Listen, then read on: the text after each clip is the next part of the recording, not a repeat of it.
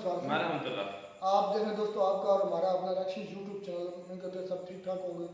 चलते हैं दोस्तों, आज की वीडियो के अंदर वीडियो करते हैं how Pakistan ignored at BRICS summit in Russia. अच्छा जी, पाकिस्तान तो बड़ा खुश था कि भाई हमें ब्रिक्स में जगह मिलने जा रही है, हमें वेलकम। ये सच है कि एक वायरल हुआ था रशिया की तरफ से एक ट्वीट वायरल हुआ था, जो ट्वीट किया था इस पर प्रशांत साहब ने कोई वीडियो बनाई है। रशिया ने वेलकम किया कि एक सुपरमैन मैन का ग्रुप है और एक और सुपरमैन ऐड होने जा रहा है, वो है पाकिस्तान। तो खैर अब इस पर रिसेंटली क्या हुआ, जो रिसेंटली मेरा ब्रिक्स की मीटिंग हुई है कि किस तरह का व्यवहार किया गया, पाकिस्तान को बुलाया गया नहीं बुलाया गया, देखते हैं वीडियो में बात करते हैं। नमस्कार दोस्तों, डीडी रेड के एक और रिएक्शन वीडियो में आप सभी का स्वागत है। मैं हूं आलोक। तो आज जो वीडियो लेकर आया हूं वो वीडियो है कमर चीमा जी का। Tarar says Modi strong nationalism made him powerful in front of China, Pakistan ignored at BRICS. तो जी हाँ, पाकिस्तान को बहुत मायूसी हाथ में लगी है। उसको लगा कि प्रेशर बनाकर और ये करके और वो करके और सब दिखा के रशिया से हमारे बड़े अच्छे संबंध है, तो फलाने हैं तो ढिमका है, रशिया भारत से दूर जा रहा है और ऐसा है और वैसा है, और ब्रिक्स में हमें एंट्री मिल जाएगी, ब्रिक्स में ऐसा हो जाएगा वैसा हो जाएगा। तो न ब्रिक्स में तो गेस्ट कंट्री के तौर पर भी नहीं बुलाया गया पाकिस्तान को। आप मेंबरशिप की बात तो छोड़ दीजिए, ठीक है आपने अप्लाई किया हुआ है, देखा जाएगा। और आपको लगता है कि इतनी आसानी से आप घुस जाएंगे यहाँ पर, तो ये बड़ा मुश्किल काम है। अब इस पे पाकिस्तानियों को बड़ा झटका लगा है। पाकिस्तानियों को बड़ी उम्मीद है कि भारत सपोर्ट कर देगा और ये कर देगा और वो करेगा। अरे भारत पागल है क्या? भारत की पॉलिटिकल समझ को आप अपने यहाँ की पॉलिटिकल समझ से मैच कराना चाहते हैं? कोई मैच नहीं है भारत की पॉलिटिकल समझ में और पाकिस्तान की पॉलिटिकल समझ में, लीडरशिप में। आप लोगों को नजर नहीं आया वहां पे क्या हो रहा है? आप लोगों को दिखा नहीं कि 5 साल बाद जिनपिंग और मोदी जब उन्होंने हाथ मिलाया तो पीएम मोदी की बॉडी लैंग्वेज क्या थी? इतने बवाल के बाद भी आपको समझ में नहीं आया कि चीन की सेना को लद्दाख वाले इशू पर पीछे हटना पड़ा है? अगर अभी भी आप नहीं समझे हैं और भारत की पावर को नहीं समझ पा रहे हैं, भारत की पोजीशन को नहीं समझ पा रहे हैं, तब तो बिल्कुल अकल से पैदल हैं आप लोग। चलिए देखते हैं कि साजिद तारड़ साहब क्या कह रहे हैं। तारड़ साहब, ब्रिक्स की बहुत इंपॉर्टेंट मीटिंग हुई है कजान रशिया के अंदर, और हमने देखा है कि उसके अंदर वो कह रहे हैं कि हम मल्टीलैटरलिज्म को स्ट्रेंथन करना चाहते हैं। इंपॉर्टेंट डेवलपमेंट ये है कि 5 साल बाद Xi Jinping and prime minister Modi ने भी हाथ मिलाया। वो भी एक बहुत बड़ी इंपॉर्टेंट डेवलपमेंट है। सुनने में आ रहा है, कई लोगों का कहना यह है कि भारत जो है वो पाकिस्तान की मेंबरशिप को रोक रहा है। कईयों ने कहा है कि पार्टनर कंट्री के तौर पे इंडिया चाहता है कि ममालिक को इनवाइट किया जाए। तारड़ साहब, वॉशिंगटन में क्या देखा जा रहा है? एक तो शी जिनपिंग और प्राइम मिनिस्टर मोदी की मुलाकात, जारी बात है परेशानी का सबब होगी वॉशिंगटन में। वो तो अमेरिका एज ए प्रॉक्सी, कई लोग कहते हैं, इंडिया को इस्तेमाल करना चाहते हैं अगेंस्ट चाइना। चाइना ने शायद वो जो एक ड्रीम है उसको भी जो है वो नुकसान पहुंचाया है। आप कैसे देखते हैं खासतौर पे शी जिनपिंग मोदी की मुलाकात और पुतिन साहब जिसको आइसोलेट किया जा रहा था, लेकिन तकरीबन 32-36 के ममालिक के करीब जो ममालिक हैं वो उनके पास पहुंच गए। How do you see this development sir? Cheema साहब, उस खित्ते के अंदर बिल्कुल नई ग्रुपिंग हो रही है, नए इत्तेहाद बन रहे हैं, नई तैयारियां हो रही हैं। अमेरिका और वेस्ट को कॉर्नर करने की कोशिश की जा रही है। 3 चीजों पे आज बात करना चाहेंगे। एक तो सबसे पहले कि एससीओ जो कि शंघाई कॉर्पोरेशन ऑर्गेनाइजेशन है, एंटी नेटो समझी जाती है, एंटी वेस्ट चाइना उसको इस्तेमाल करता है। पाकिस्तान में चाइना ही ने ये सारी कोशिश करके एससीओ को वहां पे उसका इनेकाद किया। क्या उससे पाकिस्तान तन्हाई से बाहर निकल पाया है? पहला उसका जो अहदाफ था, पहला टारगेट था, क्या इट वाज अचीव्ड? दूसरी चीज है रशिया। इस वक्त क्या रशिया ब्रिक्स को, ये भी एक एंटी और एंटी नेटो और एंटी वेस्ट ऑर्गेनाइजेशन है, क्या रशिया अपने मसल फ्लेक्स कर रहा है उस खिते के अंदर? तीसरी बात है कि मोदी साहब ने अंडर गिवन सर्कमस्टांसेस वेस्ट को एक जैब है, एक थप्पड़ लगाया उन्होंने। क्या वो इफेक्टिव है? चौथा सवाल इससे ये होगा कि इस नए इत्तेहाद से पाकिस्तान की इंपॉर्टेंस मजीद बढ़ेगी अमेरिका की नजर में, और चाइना के साथ जो पाकिस्तान का रिलेशनशिप है, जब हमेशा पाकिस्तान ने अपनी जियोपॉलिटिकल लोकेशन को, जब जियोग्राफिक लोकेशन को कैश कराने की कोशिश की है, क्या वो मजीद बढ़ेगी या कम होगी? इन चीजों पे बात करें। सबसे पहले एसईओ से शुरू करते हैं। एसईओ में कई नई चीजें आई, कहते हैं कि आई स्टार्ट मेल्टिंग, कई डायलॉग हुए उसके ऊपर। जाती दफा मैं आज फिर दोबारा मेरे जहन में वो फिक्रा गूंज रहा है डॉक्टर जयशंकर का कि पीस बिफोर ट्रेड। वापस पहुंचते गए डॉक्टर जयशंकर, 7 लोग जो है कश्मीर में मारे गए।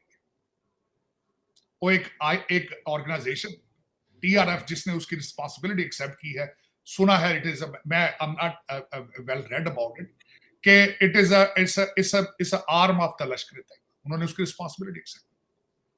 6 लोग वो टनल वहां बना रहे थे, खाना खा रहे थे, लाइटें बंद करके उन पर फायरिंग की गई। 6 लोग बिहार से थे, बाहर से थे, जिनका कोई रिलेशनशिप नहीं है कश्मीर या कश्मीर की फॉरेन पॉलिसी या भारत की फॉरेन पॉलिसी। विदोष लोग थे, बच्चों के बाप थे, औरतों के शोहर थे, इंसान थे। एक डॉक्टर भी उन्हें मारा गया। पता नहीं उससे क्या हासिल होगा, मैं उस पर तबसरा नहीं करना चाहता, लेकिन उससे सीईओ के अंदर जो कमिटमेंट, कनेक्शन, एंटी टेररिज्म, सारी जो कमिटमेंट थी, क्या उसको जरब लगी है या नहीं लगी? पाकिस्तान की फॉरेन पॉलिसी को क्या धचका लगा है उससे, ये एक अलग बात है। अब मैं समझता हूं भारत इस पे रिटेलिएट करता, जवाब देता। अगर वो चाइना के साथ एंगेज ना होता या ब्रिक्स की तरफ ना जा रहा होता तो इसका रिएक्शन कुछ आना था, लेकिन उन्होंने इसको अभी तक they have put on a back burner, क्योंकि 3800 किलोमीटर का एक जो बॉर्डर है चाइना इंडिया के साथ, उसका उन्होंने तनाजा अपना ठीक किया। 52 दफा उनके ट्रूप्स मिले थे, उनकी टॉक्स हुई थी, उसके बाद वो इस कंक्लूजन पे पहुंचे हैं। ब्रिक्स का होना, मोदी साहब का वहां पे खुद जाना, और फिर उसमें खास कर जाके जो सबसे बड़ी बात है कि प्रेसिडेंट शी को मिलना, नए वादे होने, ये एक बहुत बड़ा एक सिग्निफिकेंट इवेंट है। और इसकी एक सबसे बड़ी वजह जो मैं समझता हूं, again, America is headless today, American weak foreign policy. China फायदा उठा रहा है उसका। चाइना इंडिया के साथ रिलेशनशिप ठीक करके अपनी एनर्जी कहां ले जाना चाहता है? वो ताइवान ले जाना चाहता है। और ताइवान किसके लिए डियर है, किसके लिए एक चैलेंज है? वेस्ट अमेरिकन, बिलखसूस अमेरिकन वेस्टर्न सिविलाइजेशन, जो कि इस वक्त थक चुकी है और अपने आखिरी सांसों पर है, उनके मुंह के ऊपर थप्पड़ है इस वक्त चाइना और भारत की तरफ, दोनों की तरफ से। और क्या ये देखिए, मैं ऐसी एनालिसिस पहले भी दे चुका हूं किसी वीडियो में, ऐसे 1.5 साल पहले, डिफेंस डिटेक्टिव पर या डीडी रेट पर कह दिया होगा। मैंने बोला कि देखिए, अगर रशिया, चाइना और इंडिया मिल गए ना, तो इस प्लेनेट की पूरी पावर इनके पास आ जाएगी। चाहे वो पॉपुलेशन वाइज हो, चाहे वो डिफेंस मैन्युफैक्चरिंग हो, चाहे वो मैन्युफैक्चरिंग हो। मैंने इन दो को अलग अलग किया है। Defence manufacturing is different and normal manufacturing is different. Russia defence manufacturing में बहुत टॉप क्लास की चीज है। चाइना में defence manufacturing plus normal manufacturing बहुत टॉप क्लास की। इंडिया राइजिंग मैन्युफैक्चरिंग स्टार है। इन तीनों की इकोनॉमी, इन तीनों का बिजनेस, इन तीनों का ट्रेड, इन तीनों के प्रोडक्ट्स, आप सोचो ये तीनों देश एक हो जाएं, कोई वेस्ट नहीं, कोई टेस्ट नहीं, कोई शस्त्र नहीं, सब सब सब गायब हो जाएंगे। और इंडिया भी इस बात को समझता है, पुतिन भी इस बात को समझते हैं, और चाइना भी इस बात को समझता है। और ये मजबूती इंडिया ने दिखाई है, क्योंकि इंडिया पर लगातार प्रेशर डाल रहे हैं ना अमेरिका वाले, कभी कनाडा की तरफ से, कभी पन्नू की तरफ से, कभी ये करके, कभी हमारा इंजन नहीं दिया, तो कभी हमारे जो अपाचे की डील हुई है उसकी डील की डिलीवरी नहीं कर रहे हैं, इंजन की वजह से हमारे तेजस में प्रॉब्लम आ रही है, ये हो रहा है, वो हो रहा है। तो इंडिया ने भी कहा ठीक है बेटा, तुम प्रॉब्लम क्रिएट करोगे तो हम भी तो मौजूद हैं, हम पाकिस्तान थोड़ी ना है कि तुम जो कहोगे हम चुपचाप मान लेंगे और तुम्हारे मुताबिक चलेंगे। नहीं, हम तुम्हें पलटकर थप्पड़ मारेंगे। और ये वो थप्पड़ है जो अमेरिका और उसके टट्टू देशों को लगी है। इस बात की संभावना मैंने आज से 1.5 साल पहले जताई थी, एनालिसिस किया था मैंने कि देखो बात आगे बढ़ रही है इस ओर। तो बहुत सारे लोग ने मुझे कमेंट करके कहा था, मैसेज भी किया, जो कई जानकार लोग हैं, अरे यहाँ पे एलएसी पर देखो बवाल मचा हुआ है और तुम कह रहे हो कि जी पुतिन और मोदी और शी एक हो जाएंगे, चाइना रशिया भारत एक हो जाएंगे और ऐसा करेंगे वैसा करेंगे। हुआ, एलएसी से दोनों सेनाएं, भारत और चाइना दोनों की सेनाएं पीछे हटी, अपने अपने ओरिजिनल पोस्ट पे जाएंगी।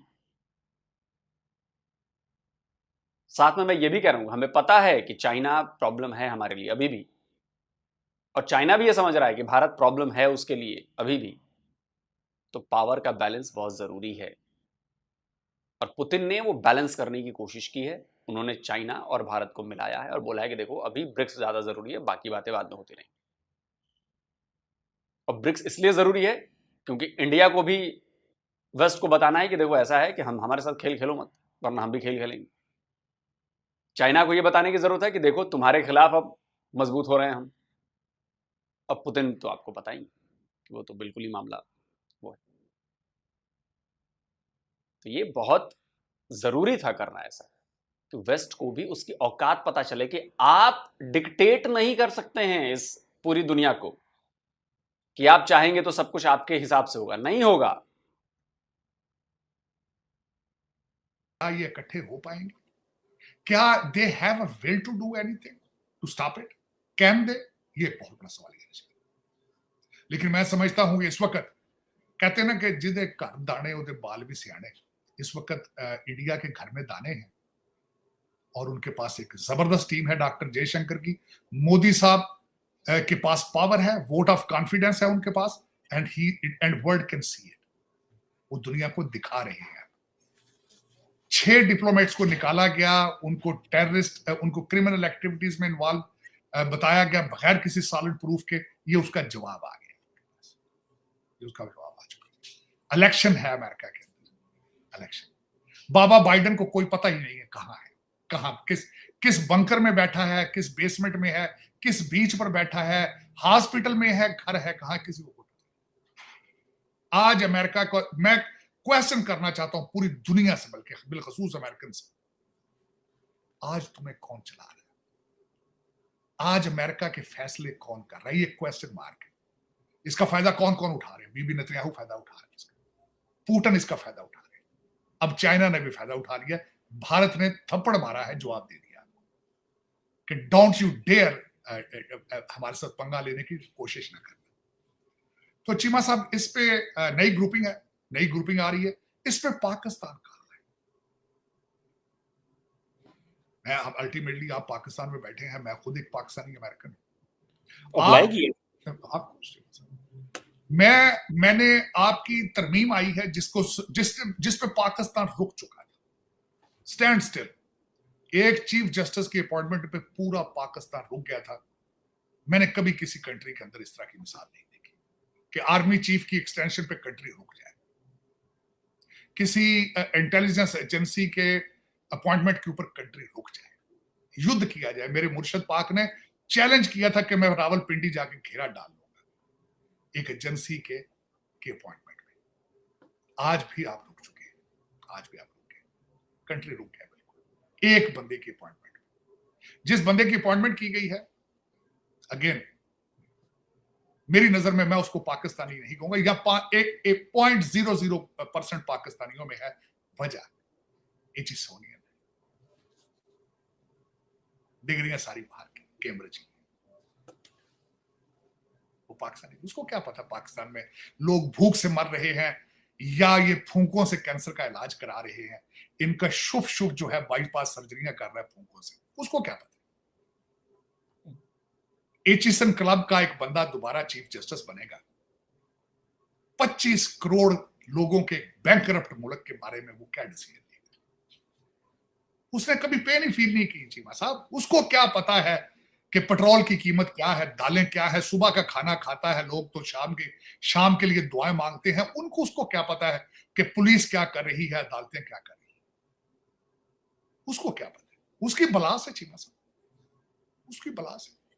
जिस कॉलेज से एचिसन से वो पढ़ा, वो तो बनाया गया था सिर्फ ब्रिटिश एजेंटों के बच्चों के लिए स्कूल बनाया गया था। He is qualified from there. फिर उसने अपनी आखिरी डिग्री कैमरे से आके ली, वो भी पाकिस्तानी। कौन कितने आते हैं उसको क्या पता है पाकिस्तान का दर्द क्या है, उसको क्या पता है पाकिस्तान का मुस्तकबिल क्या है, मैंने क्या करना है, क्या डिलीवर करना है, क्या नहीं डिलीवर करना। चलो चीमा साहब, आपको मुबारक हो इन चीजों का। लेकिन आज मेरी नजर में जो दूसरी चीज है, मैंने उससे पहले आपके साथ बलाग नहीं कर सका।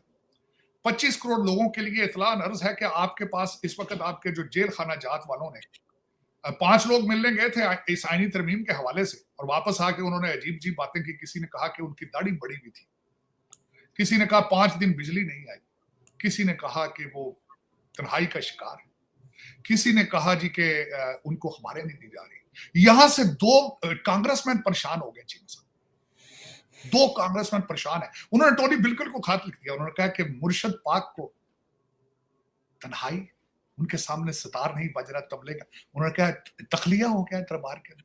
यहां पे कांग्रेसमैन परेशान हो गए। फिर उसके रिटेलिएशन में उन्होंने जेल खाना जहाज में मेन्यू पेश किया कि मुर्शद पाक पाकिस्तान की highest spiritual personality, chia seed सुबह खाती हैं, खजूर खाते हैं, दही गर्द खाते हैं, और फिर उसके बाद कोकोनट वाटर दिया जाता है। देसी मुर्गियां, ख्वाजा आसफ ने हाउस के फ्लोर पे कहा, उसने कहा देसी मुर्गियां तो लब दी नहीं, इन्हों पता नहीं कितने हालत दी जा रहे। देसी मैरियट का मेन्यू के बराबर जेल में अल्लाह जानता है चीमा साहब। और वो खास, और 2 मालशिये हैं खिदमत में, और डेडिकेटेड कुक हाजिर है, काफी मेकर्स हैं। और फिर उसके बाद उमर अयूब साहब ने, जो उसमें मैंने एक लफ्ज सुना है उनकी तकरीर का, क्योंकि मेरे जख्मों पे नमक है चीमा साहब। ये उन्होंने तकरीर की, उन्होंने कहा कि यहां 4 MN 4थे फ्लोर पर कैद है, 4। उन्होंने कहा जी मेरे साथ फलां का पेट्रोल पंप बंद कर दिया है, फलां का घर गिरा दिया है, फलां का गिरा दिया। ख्वाजा आसफ साहब ने दूसरी तरफ से कहा, उन्होंने कहा, और एक फिक्रा मैं जरूर बुलाऊं, उन्होंने कहा कि और गौहर अयूब साहब का फिक्रा ये था, उमर अयूब साहब का, कि वक्त का पहिया बहुत जल्दी चलता है। वक्त का पहिया, साथ ही दूसरी साइड पे कुर्सियों पे बैठा था जो वक्त का पहिया है। वक्त के पहिए पे ख्वाजा आसफ साहब ने कहा, उसने कहा नवाज शरीफ जेल में था, भाई जेल में था, भतीजा जेल में था, मैं खुद जेल में था, हनीफ अब्बासी जेल में था, मिफ्ता इस्माइल जेल में था। तो वक्त का पहिया बड़ी तेजी से चला। अब चीखते किस चीज से, क्यों चीख रहे चीमा साहब? इन लोगों को, आपको पाकिस्तान में अपने सीनेट के इलेक्शन इनको भूल गए थे। सादिक संजरानी का जब इलेक्शन था, फिर ख्वाजा आसफ साहब ने वहां पे ये भी बताया है कि अब इन्होंने पहले अपने फिक्रा शुरू किया था। उमर अयूब साहब ने अपनी तकरीर का कि वोट को इज्जत दो और पता नहीं क्या क्या आर्मी की तरफ इशारा किया था, तो उन्होंने तो फौजी का नाम लिया जो उनके दौर में बैठा होता था असेंबली के अंदर। फिर मुर्शद ने खुद कन्फेशन किया था कि मैंने अपनी हुकूमती एजेंसियों की मदद से की। चीमा साहब, इन सारी चीजों के अंदर मैं समझ 346 MN बैठते हैं वहां पे, मेंबर नेशनल असेंबली। किसी ने आज तक कोई इसमें ये कहा है कि 3 करोड़ बच्चा पाकिस्तान का स्कूलों में नहीं जाता? यस चीमा साहब, इसके साथ एक मैं आपको एक सबसे बड़ी बात बताना चाहूंगा जो कि मुझे बड़े मेरे कलेजे को लगी। लाहौर के अंदर आपका बुक फेयर हुआ है और उसकी खबरें आई हैं कि लाहौर के बुक फेयर में किताबें सिर्फ 35 बिकी हैं, शवारमे 1200, बिरयानी की प्लेटें 1800, 800। चीमा साहब, 1200 शवारमा और 800 बिरयानी की प्लेटें और किताबें सिर्फ 35 उस जगह बिकी हैं जिस शहर में सादत मेंटो पैदा हुआ था, जिस शहर के अंदर फैज अहमद फैज रहता। मैं मानता हूं कई हो सकता है ये लौंडा लपाड़ा कुछ सुन रहा हो तो कहीं आजकल किताबें कौन पढ़ता है, इंटरनेट पे हो रहा है। और इंटरनेट है, तुम कर सकते हो कुछ इस इंटरनेट पे तो इंग्लिश में होता है सारा कुछ। तुम्हारी तो ट्वीटें भी उर्दू में होती, तुम तो जिहाद कर रहे हो ट्विटर में, वो भी उर्दू में कर रहे हो। नहीं, शायद मुझे लगता है कि तारड़ साहब के पास और चीमा साहब के पास ये खबर नहीं पहुंची है। मैं बता देता हूँ। बेसिकली ये जो सारा किताब वाला विवाद शुरू हुआ, अब ये फिलहाल तो लग रहा है कि ये फेक है, क्योंकि जिसने ये खबर फैलाई, पहले मैं उसकी बात सुनवा देता हूँ, सुनिए। लाहौर में होने वाले एक रीसेंट बुक फेयर की रुदात सुनाते हैं आपको। दास्तान कर्ब है जो अभी मैं रकम करने जा रहा हूँ। कि लाखों किताबों में जस्ट 35 ओनली 35 किताबें बिकी हैं और लोग बहुत थे और वो जितना हजूम था वो सारा जनाब सारे का सारा चला गया शवारमों की तरफ और बिरयानियों की तरफ। यानी क्या है, मजली तौर पर बसियारखोरी फिर सामने आ गई ना। वो किताब दोस्ती तो गई खूह में कि अदब से दूर होते जा रहे हैं और समझने के बेअदबी की तरफ ज्यादा रागिब हैं। और किताब तो एक इतना बेहतरीन साथी है आपका, और पता नहीं क्या हो गया हमें कि हम बिल्कुल किताब को छोड़ गए। किताबें पढ़ी होती हैं और देखे ना, हमारे भी पीछे किताबें पढ़ी हैं, इधर घर में भी आगे पीछे, लेकिन वो ज्यादातर उसकी जीनत ही बनती हैं शेल्फ की। तो मैं महीने में 1 या 2 किताबें जरूर पढ़ लेता हूँ। आप भी ऐसा करें, अपना मामूल बना दें, ये आपकी जिंदगी में बहुत बेहतरी लाएंगी। तो ये जब खबर फैल गई तो बाद में बड़ा बवाल हुआ, पाकिस्तान का नाम खराब हुआ। तो इन साहब ने फिर वो आज इंग्लिश है, पाकिस्तान का न्यूज़पेपर है, उसकी वेबसाइट पर छपा कि नहीं ये सब फेक है। और इन्होंने तो सरकाज़म के तहत कहा था, ये कोई फैक्चुअल बात नहीं है कि 35 किताबें बिकी हैं और 1200 शवरमा बिके हैं और 800 प्लेट बिरयानी बिकी है। ये सारी डिटेल इस पर दी हुई है, मैं स्क्रीनशॉट मैंने लगाया हुआ है, ये सब आप पढ़ सकते हैं। तो आज मैं उन्होंने कहा कि नहीं, मुझसे गलती होगी और मैं इसके लिए माफ़ी चाहता हूँ, मैंने बिना वेरीफाई किए ये कुछ डेटा बोल दिया था। और उसके बाद उन्होंने अपनी वो पोस्ट भी डिलीट कर दी, लेकिन तब तक वायरल हो चुका था मामला। तो इस पे कंक्लूजन, ये मेरा जो कंक्लूजन है कि मुझे जो लग रहा है, मुझे ऐसा लग रहा है कि चूंकि बात सही सही उन्होंने कह दी थी और इससे बदनामी हो गई पाकिस्तान की बहुत, पाकिस्तान का मजाक बहुत उड़ गया और उनके ऊपर दबाव डाला गया, उनको कहा गया कि भैया ये पोस्ट जल्दी डिलीट करो और माफी मांगो। क्योंकि पाकिस्तानियों की आदत है, पहले वो बात बोल देंगे, फिर जब लगेगा अरे यार अब ये तो बदनामी हो गई, तो ऊपर से दबावा जाता है, एजेंसी का फोन आ जाएगा, सरकार से फोन आ जाएगा। तो सरकार का किसी का फोन गया होगा और कहा होगा कि ये क्या आपने कर दिया, इससे तो बड़ी बदनामी हो रही है पाकिस्तान की। तो उन्होंने फौरन फिर पोस्ट डिलीट की, फिर एक माफीनामा तैयार किया, फिर बताया कि नहीं मुझसे गलती हो गई है, अनवेरीफाइड है और ये है वो है। उसी को आज इंग्लिश ने उठा के छाप दिया कि जी नहीं ये सब फेक न्यूज़ है। अब मेरी एनालिसिस कहती है कि मुझे लगता है कि फेक नहीं है, बात सही है, बस माफी मंगवा के साबित करने की कोशिश की कि फेक है। तो ये पूरी बात है इस वाले मामले में। आपको क्या लगता है, आप लोग जरूर कमेंट करके बताइएगा कि आप इस मामले पर क्या कहते हैं। आप लोग मेरी एनालिसिस के साथ जा रहे हैं या आपको लगता है कि वाकई ये फेक न्यूज़ है और ये ऐसे ही बस फैल गई है। किताबें नहीं खरीदनी कि ठीक है, ऑनलाइन को 4 फिक्रे इंग्लिश में लिख सकते हो तो तुम्हारा फ्यूचर मैं प्रेडिक्ट अभी कर देता हूं।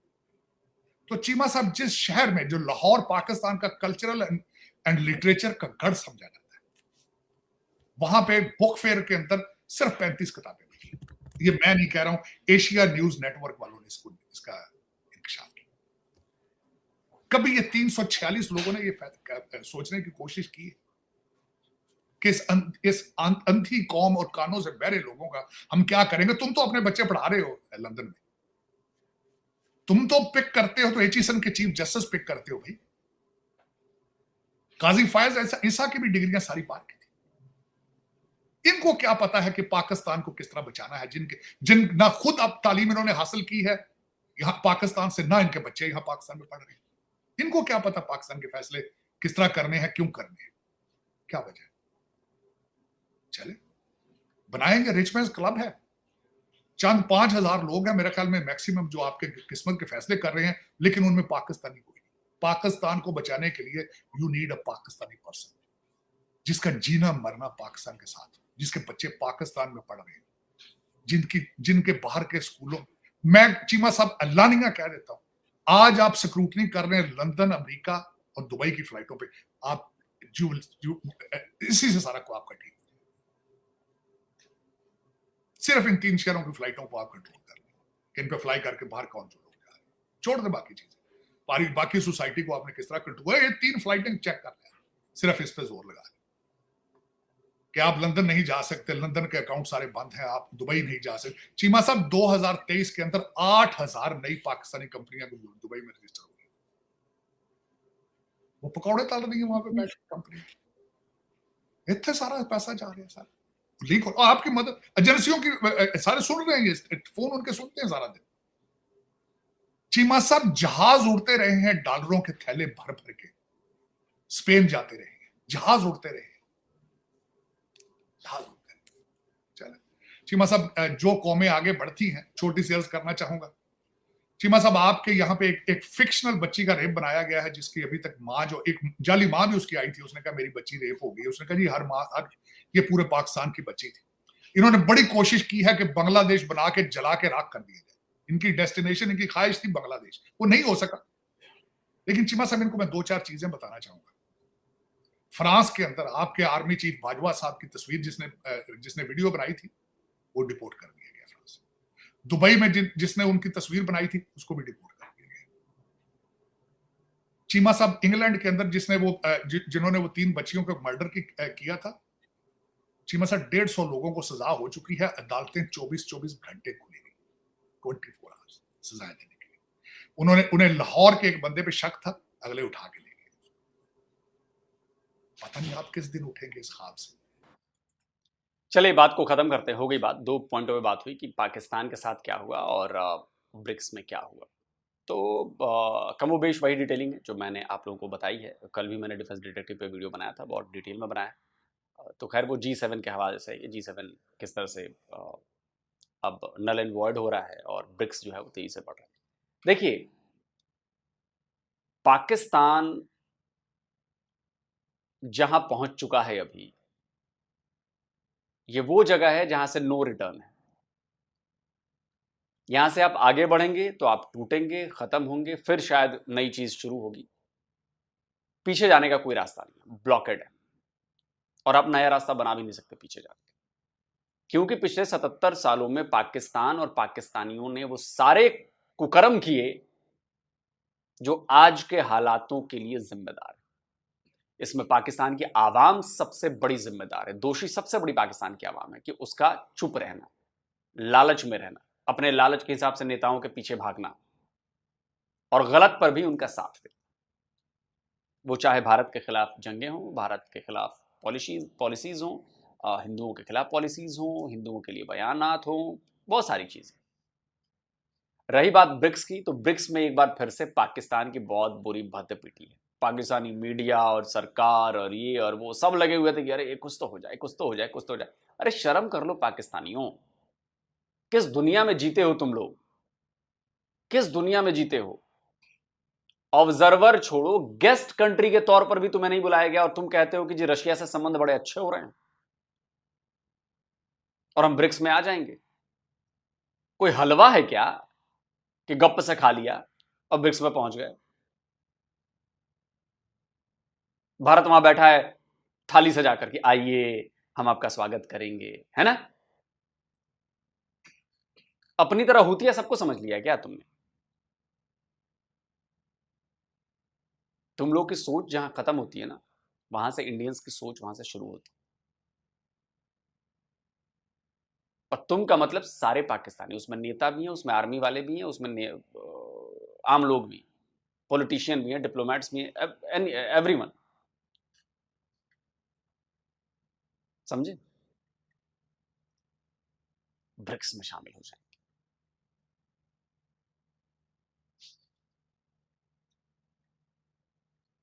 चाइना यूएन सिक्योरिटी काउंसिल में परमानेंट सीट के लिए अपोज करे भारत का, तो वो ठीक, तो भारत चाइना के दोस्त को घुसने देगा ब्रिक्स में।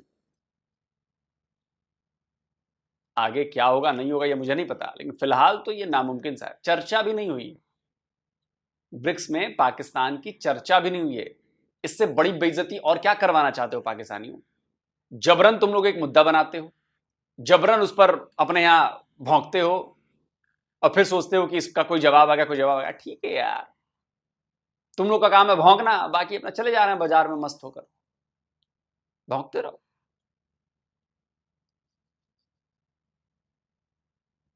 पजामे से बाहर मत निकलो, प्रोसेस को फॉलो करो, पहले उस लायक बनो, तब जाकर हो पाएगा ऐसा। दोस्तों आप क्या कहते हैं? कमेंट करके बताइए। जल्दी मिलता हूं एक और नए वीडियो के साथ। नमस्कार, जय हिंद। तो अगर आप चाहते हैं मुझसे बात करना, मुझसे कोई सवाल पूछना, तो फैन कॉल पर आप मुझसे कनेक्ट हो सकते हैं। फैन कॉल में ये सुविधा है कि आप अपने हिसाब से वहां पर जाकर टाइम स्लॉट बुक कर सकते हैं कि आपको फलाने दिन मुझसे बात करनी है, फलाने टाइम पे मुझसे बात करनी है। लेकिन ये भी बता दूं कि ये पेड सर्विस है।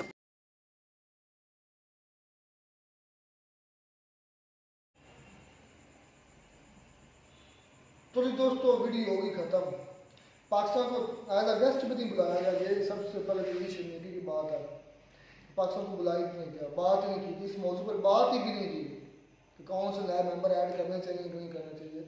तो ये पाकिस्तान के लिए हिलेरियस मज़ीका खेज बात है कि पाकिस्तान की तरफ तैयारियाँ कर रहा है कि हम ब्रिक्स का मेंबर हैं, होने जा रहे हैं, और उस तरफ उधर सर्द मोरी कोई उस पर डिस्कशन हुई।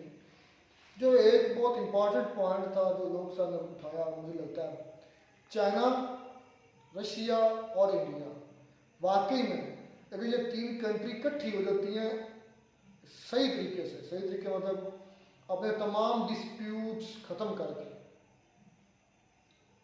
रशिया और चाइना में भी एक फड्डा भी पड़ना है,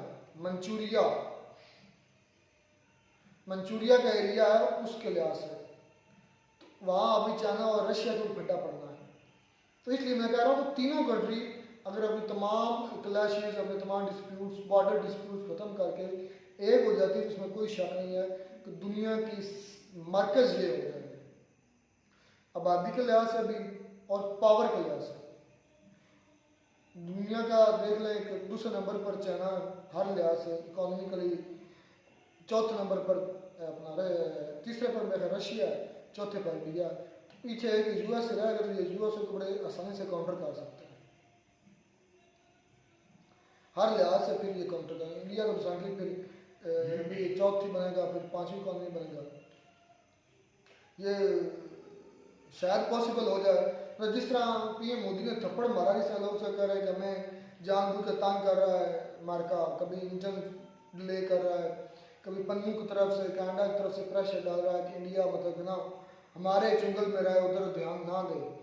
तो उन्होंने कहा कि भाई ये हम आज़ाद हैं, पाकिस्तान थोड़ी है, वाकई में इंडिया पाकिस्तान थोड़ी है, इंडिया बात तो बिल्कुल ये सच है कि पाकिस्तान की तरह तो खैर नहीं, पाकिस्तान तो हर फैसले के मुताबिक हाँ ही कर देते, चाहे पाकिस्तान के खिलाफ हो, उनको कोई सिर्फ नहीं है, क्योंकि उनको जो फैसले को सुनने वाले उनको पैसा चाहिए और पैसा यूएस देता है।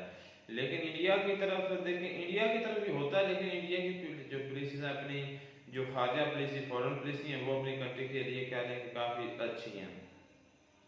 तो अगर कह लें कि मुझे नहीं लगता कि इंडिया जो है ना अपना जो यूएस है वो इंडिया को कभी सुपर पावर बनने दे, कभी भी नहीं हुआ। उसने तो उसको रोक लिया है अपना चाइना को, जो चाइना इतनी ग्रोथ कर रहा है, इतनी तेजी से ऊपर जा रहा था और बहुत ज़्यादा ऊपर गया भी है, लेकिन उसने भी उसको भी हाथ जो है ना डाल कर उसके ऊपर जो है ना अपनी पकड़ जो है ना फोर्स लगाई है उसके ऊपर, और उसके सेक्शन उस पर लगा दिए हैं, जिससे उसकी इकॉनमी को काफ़ी नुकसान हुआ, डैमेज हुई है, उसकी ग्रोथ भी कम हो गई है। तो अगर ये इकट्ठी हो जाए ना ये, बल्कि ये असल में यूएस से या जो है अपना जो है ना दूसरा यूरोप, उससे ज़्यादातर जो हर लिहाज से जो पावरफुल है वो ईरान अपना सॉरी एशिया है।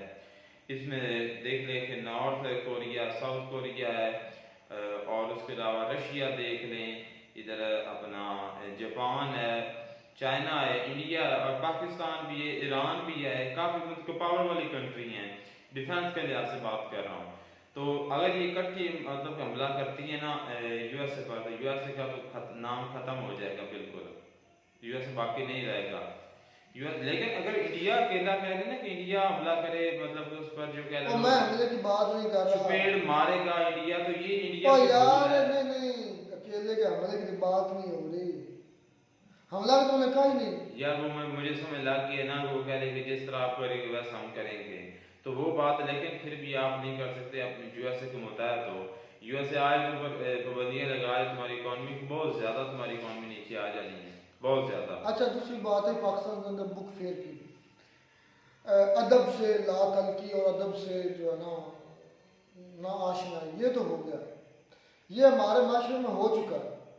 कोई बंदा मतलब किसी को होश ही को नहीं कि हमारी उर्दू लैंग्वेज है क्या, हमारी तो खैर नहीं, वैसे उर्दू लैंग्वेज हमारी है ही नहीं, ये भी बात है।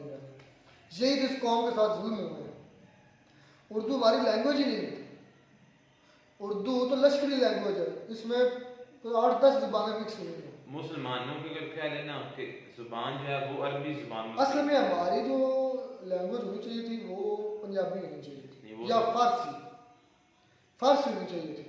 लेकिन हमारी कौम के साथ इतने इतने बड़े मजाक हुए पाकिस्तानियों के साथ। अब पंजाबी बलूचिस्तान में समझ नहीं आएगी। उर्दू आती है, उर्दू, हाँ उर्दू एक नेशनल लैंग्वेज जब पंजाबी नेशनल लैंग्वेज पाकिस्तान बननी थी, जब नेशनल लैंग्वेज फारसी बननी थी तो लोगों ने समझनी थी ना, पढ़नी थी ना, तो मजबूरी हो जाती। उर्दू का बेनिफिट ये है कि मतलब कि ओ ये यार ये लैंग्वेज आपकी है ही नहीं। ये तो मुझे पता है कि ये मुख्तलिफ जुबानों को मिलाकर पाकिस्तान में कुछ भी अपना नहीं, कोई आइडेंटिटी नहीं है। लैंग्वेज देख लो, पाकिस्तान उर्दू है, पाकिस्तान की लैंग्वेज, ये इस खित्ते की लैंग्वेज है, उर्दू नहीं है। इस खित्ते की और काम और नहीं है, इस खित्ते की लैंग्वेज है। अल्लाह के बंदे फारसी किधर, संस्कृत किधर किया है, फारसी किधर किया है, अरबी किधर किया है, जाओ उनके पीछे बैकग्राउंड में जाओ। जो उर्दू है, तुम पढ़ते भी हो कि कोई नहीं पढ़ता, मुझे ये बता दो। उर्दू- संस्कृत कहाँ की है, फारसी कहाँ की है, उसके बाद अरबी कहाँ की है, उसके बाद इसमें पता कितनी जुबानों के ये लतीनी लफ्ज इसमें शामिल है, इसमें एक और यूनानी है। तो कितने लैंग्वेजेस का ये मिक्सचर है। बहुत से हैं। ये तो एक मिक्सचर है, ये इस इलाके की लैंग्वेज ही नहीं है। मुख्तलिफ जुबानों के मजमूए को उर्दू ही तो कहते हैं। तो फिर आप कैसे कहते हैं कि इस एरिया की है? और अरबी इसमें सब ज्यादा, उर्दू में अरबी शामिल है, तो फारसी कहाँ है? अरबी अरब के लोगों की है, फिर इधर के कहाँ की होगी? तो इसमें कोई बुराई वाली तो बात नहीं कि हमने अपनी मैं नेशनल बुराई नहीं कह रहा, नेशनल लैंग्वेज हमारी ये बनती ही नहीं, किसी लिहाज से नहीं बनती। मैं तो इस चीज से हैरान हूँ कि हमारी कौम के साथ क्या क्या मजाक खेले गए। हमारी ना कोई बाउंड्री आइडेंटिटी है, ना हमारी कोई मतलब कि लैंग्वेज आइडेंटिटी है, ना हमारी कोई रिलीजन आइडेंटिटी है, ना हमारी कोई जमहूरी आइडेंटिटी है। चेक कर लो, जमहूरी है नहीं, कोई आइडेंटिटी नहीं है। हमें दुनिया भर के अंदर जमहूरी मुल्क नहीं समझा जाता, हमें डिक्टेटरशिप वाला मुल्क समझा जाता है। तो ये तो है ठीक होगा। फिर हमारी लैंग्वेज चेक कर, हमारी लैंग्वेज के अंदर उर्दू नहीं, हमारी लैंग्वेज जो हमारा आइन बना था ना 1956 वाला आइन, सिर्फ 2.5 साल तक लागू रहा। चलो खैर, मैं कहीं ना कहीं हम चले गए। बात हो रही थी अदब की, लिटरेचर की। लिटरेचर समझने वाले, पढ़ने वाले 100 में से कोई एक आध हो तो वो। मेरी क्लास थी एमफिल केमिस्ट्री की, तो जाहिर बात है जब पीरियड को फ्री होता है तो हम दोस्त से उससे गप्पे वगैरह लगाते हैं, जस्ट ऐसे मतलब 2-3 पीरियड एक फ्री होते, फिर एक पीरियड लगता है। जलील जो करना हो उनकी मर्जी, जैसा मर्जी करें। तो उसके दौरान हम मतलब हमारे पास 1.5-2 घंटे होते हैं, तो बैठ के गप्पे शप्पे लगाते हैं। कहते हैं आपका क्या टैलेंट है, हर एक से हम पूछते हैं कि आपकी हॉबीज़ क्या है, आपका टैलेंट क्या है, आप क्या करना चाहते हैं। इस तरह गप्पे दोस्तों में होती रहती हैं। तो मुझसे दोस्त आपकी क्या हॉबी या कोई टैलेंट? मैं कहा भाई मैं तो लिटरेचर का बंदा हूँ, मतलब थोड़ा बहुत लिख लेता हूँ, कोई उल्टा सीधा मतलब पोइट्री लिख लेता हूँ। मैंने कहा यार ये ज़माने नहीं है, मतलब तुम गलत फील्ड में आ गए हो। मैंने कहा हम तो एक केमिस्ट हैं, केमिस्ट्री का पोइट्री से क्या ताल्लुक है? मैंने कहा ये तो बिल्कुल बात सही है। मैंने कहा लोगों ने मुझे तो मतलब कहा कि आप सुनाए। मैंने कहा नहीं। मैंने कहा यार लिटरेचर कहाँ, केमिस्ट्री कहाँ? ये भी मैंने भी अपने साथ जुल्म किया। मतलब कि बात करने का मेरा पर्पज़ ये है कि लोग अपनी ज़िंदगियों में अपने फ्यूचर को लेकर इतना ज़्यादा परेशान है। मेरा क्लास के लिए था एमफिल मेरे साथ कर रहा हूँ, वो कहता यार क्या करूँ, एडमिशन तो मैंने एमफिल में ले लिया, समझ में नहीं आ रहा कि मैं करूँ क्या। एडमिशन लेकर 1 लाख रुपया फीस सबमिट करवा कर अभी तक वो कश्मकश में अभी क्या करूँ, बिजनेस करूँ कि एमफिल करूँ या बाहर निकल जाऊँ। इतने कंफ्यूज लोग हैं और इतने कंफ्यूज माशरे में लिटरेचर कहाँ से पनपना है, कहाँ से प्रोग्रेस करना है। 35 बुक्स में मान भी लूँ, 35 बुक सेल हुई हैं लाहौर की, जो उधर एग्जीबिशन हुई है उसमें, तो ये बात मानने में भी आ सकती है। लोगों को रील्स बनाने और रील्स देखने से फुर्सत मिले तो लिटरेचर देखें। नहीं देखें, लिटरेचर से वाकई लोगों का कोई इतना ज्यादा लगाव नहीं है। मैं अपने गांव की बात करता हूँ, मेरे गांव में कितने लोग हैं जो लिटरेचर से मोहब्बत करते हैं। पहले होते थे, अब कोई नहीं, भी नहीं। अब नहीं है, अब बहुत कम नहीं होंगे ऐसी बात। मैं लिखता हूँ ना तो मैं भी छोड़ चुका हूँ, मैं भी अपने फ्यूचर को लेकर परेशान हूँ। मुझे हालांकि ये मेरा अपना एक खुदा दाद सलाहियत थी जिसे गॉड गिफ्टेड कहते हैं, क्योंकि पोइट्स के बारे में कहा जाता है कि जो पोइट्स होते हैं वो बनते नहीं हैं, पैदा होते हैं, क्योंकि ये वह दुनिया का हुनर है जो सीखने पर आते ही नहीं। कोई बंदा जिसको अदब से नहीं लगाओ, जिसको अदब नहीं समझ आती, वो जो मर्जी कर ले, मेरा उसको चैलेंज है, वो पोइट्री नहीं एक लाइन भी सही तरतीब से लिख सकता। इसलिए ये गॉड गिफ्टेड होते हैं। तो मैं अपना तर्क कर चुका हूँ, किस वजह से, फ्यूचर की वजह से। बाकी जो जिनको शौक ही नहीं है वो कहाँ नज़दीक आएंगे। लिटरेचर पाकिस्तान में खत्म हो चुका है। नहीं, मेरा खुद है, अगर तो मैं भी बात करूं तो लगाव नहीं है, किसी का नहीं है, नहीं है, बिल्कुल भी नहीं है। तो इसमें ये बात मानने वाली है, इस बात में कोई क्या बुक से कोई ताल्लुक नहीं हमारा। हालांकि सबसे अच्छे फ्रेंड बुक्स होती हैं मेरे नज़दीक। बल्कि मैं क्या हूँ, बड़े बड़े दाना लोग जो हुए वो बुक्स पढ़ के ही हुए। बुक्स पढ़ते थे, रीडिंग्स करते थे, लोगों के जो वाक़यात हालात ज़िंदगी पढ़ते थे उनसे सबक लेते थे। बिल्कुल, बुक से काफी कुछ सीखने को ठीक मिलता है, है। लेकिन अब वो नहीं, अब तो रील्स बनाओ, डांस करो। मैंने देखा टिकटॉक पर या यूट्यूब पर या फेसबुक पर आज हमारा माशरे का ये ट्रेंड है कि जिसने जितनी बड़ी चवल मारी, जितनी बड़ी बकवास की, जितनी बड़ी बेगैरती की, वो उतना ज़्यादा मशहूर होता है। अपनी फैमिली, अब हमारे यूट्यूब पर क्या चल रहा है, ये जो व्लॉगिंग है, फैमिली व्लॉगिंग चल रही है। अपनी बीवियों को ले आते हैं व्लॉगिंग में, उनको फेस फोटो लगाया, सुर्खी शुर्खी लगवाई, चलो जी आओ कैमरे पर। इतनी बेगैरती वाली और तो कोई बात ही नहीं है। ये जो फैमिली व्लॉगिंग है वो है, तो ये हमारे माशरे का बन गया, ये अलमिया है, ये कर्ब है। इससे बड़ा कभी कभी मुझे तो ज़ाहिर बात है बहुत दर्द होता है, बहुत तकलीफ होती है कि यार माशरा हमारा क्या हो गया। हमारे माशरे की जो तरजीहात है, प्रेफरेंसेस हैं, वो क्या रह गए? सिर्फ डांस, बेहयाई, चवल, जुगत, बेगैरती। बड़ी जुगत होगी वो, जितनी बड़ी बेगैरती होगी उतना ज़्यादा बंदा वायरल हो जाएगा। अब पाकिस्तान में एक बहुत मशहूर हुआ था डायलॉग, ये मैं हूँ, शायद इंडिया में भी पहुँचो, ये मैं हूँ, ये हम हैं, ये हमारी गाड़ी है और ये पार्टी होगी। इतना ज़्यादा ये डायलॉग मशहूर हुआ था। अब ये इस डायलॉग में क्या था? ना कोई टैलेंट था, बस बेगैरती थी, एक चवल थी। जितनी बड़ी चवल होगी उतना ज़्यादा आपको रूज मिलेगा। ना कोई लिटरेचर समझने वाला है और ना कोई पढ़ने वाला, ना बुक्स रीडिंग करने वाले लोग हैं। कोई होगा लाखों करोड़ों में एक जिसको बुक्स रीडिंग का शौक होगा, सही मानो में। वैसे मसला ये है ना, पहले होता था, अब मैं अपनी बात करूँ ना, यकीन जाने मैंने अपने पास ना इस्लामिक कह लें कि बुक्स जो थी ना, वो थोड़ी मैंने को 3-4 रखी हुई थी। और मेरा ये शेड्यूल था कि मैं रात को सोने से पहले ना तकरीबन आधा पौना घंटा बुक्स को रीड किया करता था। लेकिन जब से मेरे पास मोबाइल आया, यकीन जाने वो बुक्स वैसे की वैसे पड़ी हुई हैं, लेकिन मैंने सीखा काफ़ी कुछ उनसे। वो थी अदबी जो है ना बुक्स थी, हिस्टोरिक बुक्स थी, मैं वो पढ़ता था। लेकिन जब से मोबाइल आया तो मैंने कभी भी मतलब कि उनको नहीं पढ़ा, क्योंकि मोबाइल पर दुनिया की हर चीज़ मौजूद है। वो बुक्स भी हैं, वो हर चीज़ मतलब हर नॉलेज है, आप मोबाइल से भी पढ़ सकते हैं। तो ये मतलब कि मोबाइल के आने से भी काफ़ी कुछ तब्दील हुआ है, ये भी है। बहुत ज़्यादा यार, माशी बड़ा बकवास हो गया। कोई लोग अफरा तफरी बहुत फैल गई। हमारे यहाँ क्या से चल रहा है, एक दूसरे से आगे जाने का। अगर आज हमारे 4-5 लोग हैं तो हमारे आज 25-30 लोग तैयार बैठे हैं डंकी लगाने के लिए कि हम भी इनसे आगे ही जाएंगे, इससे पीछे नहीं रुकेंगे। एक हमारे गांव से लड़का गया डंकी लगा कर, यकीन कि वो एक का एक बेटा था, इकलौता वारिस था अपने घर का। उसके 5 दोस्त निकल चुके थे, जिसमें आप शायद नहीं जानते कि एक गुलजार भाई के साथ 4-5 लोग और निकले। गुलजार भाई पहुँच गए, इटली पहुँच गए। तो वो एक लौता चश्म चिराग था अपने घर का, और उनके पीछे बेटियां, एक बेटा एक ही था, और घर से भी ठीक ठाक। उसका वालिद ऑफिसर, एक किस्म का समझ एक पुलिस ऑफिसर है, उसका दादा भी रिटायर है एक गवर्नमेंट महकमे से। उसके घर मतलब कि बैंक से अपनी फसल वगैरह ठीक ठाक था, खाते पीते करता था। लेकिन क्या था, एक जलन थी। एक यार वो चला गया मेरा दोस्त, मैं पीछे रह गया। चलो खुदा ना खास्ता, अल्लाह ऐसा ना करे, डंकी एक रिस्की काम है, रास्ते में शिप उलट जाता है, अल्लाह ना करे खा के बदन मेरे मुंह में खा ऐसा हो कि वो उसको कोई नुकसान पहुंचता है। तो क्या फिर ये कहेंगे ये तकदीर का मारा था? नहीं, ये छितर का मारा था। उसको कहते हैं छितरों की कमी। ये है हमारे माशरे के रुझान में बता रहा हूँ। तो ये रुझान रह गया, किताबें पढ़ना तो बड़ी दूर की बात है। अगर एक ने कोठी बनाई ना, तो उसने क्या दूसरे का होता है कि यार मैं इससे 4 गुना अच्छी वाली बनाऊँ, जायज़ तरीके से हो या नाजायज़ से हो, इससे आगे जाओ।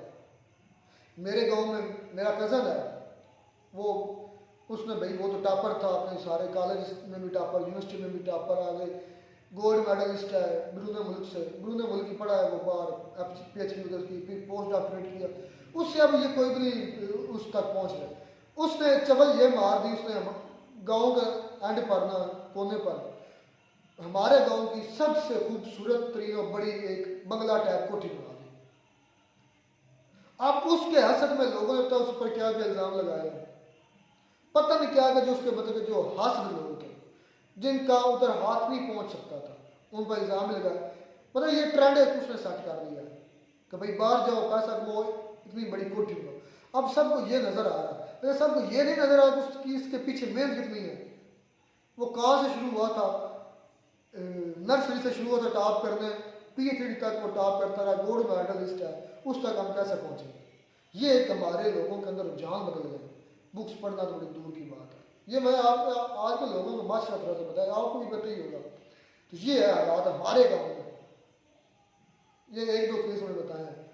खैर बुक्स कहाँ, अब तो ख़त्म हो गई बुक्स पढ़ना, कोई नहीं, लिटरेचर ना को समझने वाला और ना को पढ़ने वाला और लिखने वाले भी काम नहीं है।